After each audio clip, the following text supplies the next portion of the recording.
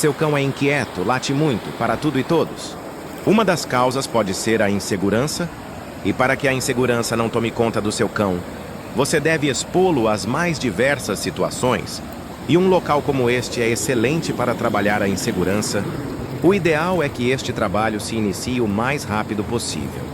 O barulho da água, o piso irregular e a altura, todos estes fatores pressionam o cão, criando a oportunidade perfeita para o trabalho.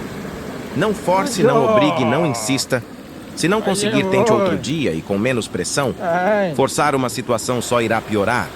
Com paciência e reforço positivo, no momento certo você consegue.